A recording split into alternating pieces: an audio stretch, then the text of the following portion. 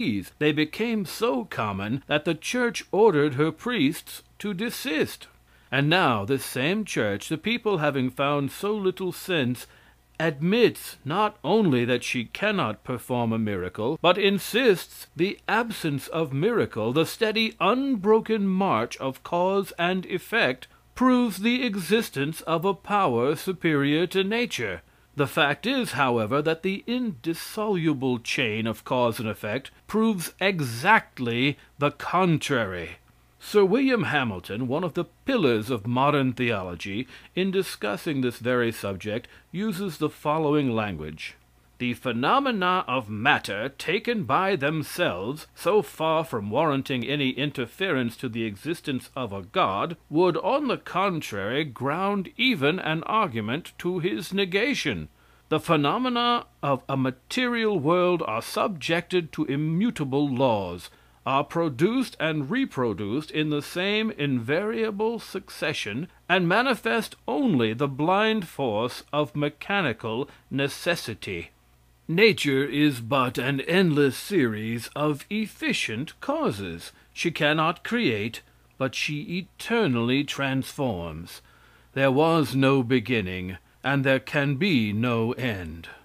The best minds, even in the religious world, admit that in material nature there is no evidence of what they are pleased to call a God. They find their evidence in the phenomena of intelligence, and very innocently assert that intelligence is above, and in fact opposed to nature. They insist that a man, at least, is a special creation, that he had somewhere in his brain a divine spark, a little portion of the great first cause. They say that matter cannot produce thought, but that thought can produce matter. They tell us that man has intelligence, and therefore there must be an intelligence greater than his. Why not say God has intelligence, and therefore there must be an intelligence greater than his? So far as we know, there is no intelligence apart from matter. We cannot conceive of thought except as produced within a brain. The science by means of which they demonstrate the existence of an impossible intelligence and an incomprehensible power is called metaphysics or theology. The theologians admit that the phenomena of matter tend, at least, to disprove the existence of any power superior to nature, because in such phenomena we see nothing but an endless chain of efficient causes, nothing but the force of a mechanical necessity. They therefore appeal to what they denominate the phenomena of mind to establish this superior power. The trouble is that in the phenomena of mind we find the same endless chain of efficient causes, the same mechanical necessity. Every thought must have had an efficient cause. Every motive, every desire, every fear, hope, and dream must have been necessarily produced. There is no room in the mind of a man for providence or change. The facts and forces governing thought are as absolute as those governing the motions of the planets. A poem is produced by the forces of nature, and is as necessarily and naturally produced as mountains and seas. You will seek in vain for a thought in man's brain without its efficient cause. Every mental operation is the necessary result of certain facts and conditions. Mental phenomena are considered more complicated than those of matter, and consequently more mysterious. Being more mysterious, they are considered better evidence of the existence of a God. No one infers a God from the simple, from the known, from what is understood, but from the complex, from the unknown and incomprehensible. Our ignorance is God. What we know is science. When we abandon the doctrine that some infinite being created matter and force, and enacted a code of laws for their government, the idea of interference will be lost. The real priest will then be, not the mouthpiece of some pretended deity, but the interpreter of nature. from that moment the church ceases to exist. The tapers will die out upon the dusty altar. The moths will eat the fading velvet of pulpit and pew. The Bible will take its place with the Shastras, Puranas, Vedas, Eddas, Sagas, and Korans, and the fetters of a degrading faith will fall from the minds of men. But, says the religionist, you cannot explain everything. You cannot understand everything. And that which you cannot explain, that which you do not comprehend, is my God. We are explaining more every day. We are understanding more every day. Consequently, your God is growing smaller every day. Nothing daunted, the religionist then insists that nothing can exist without a cause, except cause, and that this uncaused cause is God. To this we again replied, every cause must produce an effect, because until it does produce an effect, it is not a cause.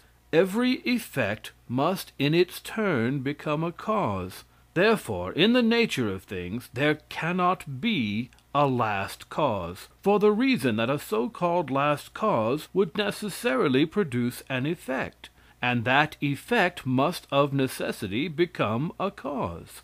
The converse of these propositions must be true. Every effect must have had a cause, and every cause must have been an effect. Therefore, there could have been no first cause. A first cause is just as impossible as a last effect. Beyond the universe there is nothing, and within the universe the supernatural does not and cannot exist. The moment these great truths are understood and admitted, a belief in general or special providence becomes impossible. From that instant men will cease their vain efforts to please an imaginary being, and will give their time and attention to the affairs of this world. They will abandon the idea of attaining any object by prayer and supplication. The element of uncertainty will, in a great measure, be removed from the domain of the future, and man, gathering courage from a succession of victories over the obstructions of nature, will attain a serene grandeur unknown to the disciples of any superstition. The plans of mankind will no longer be interfered with by the finger of a supposed omnipotence, and no one will believe that nations or individuals are protected or destroyed by any deity whatever. Science, freed from the chains of pious custom and evangelical prejudice, will, within her sphere, be supreme.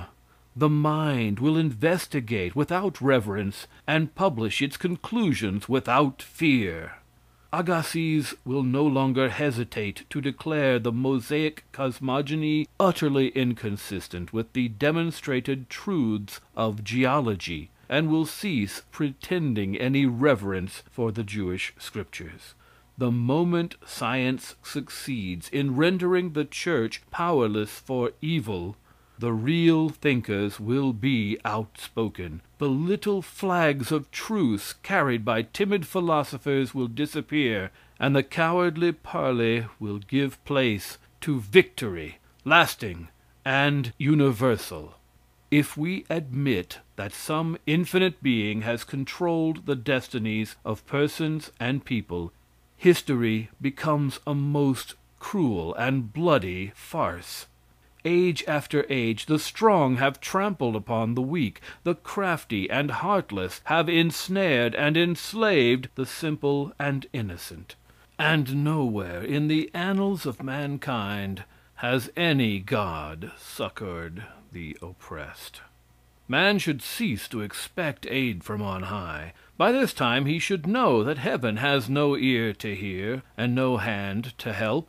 The present is the necessary child of all the past. There has been no chance, and there can be no interference.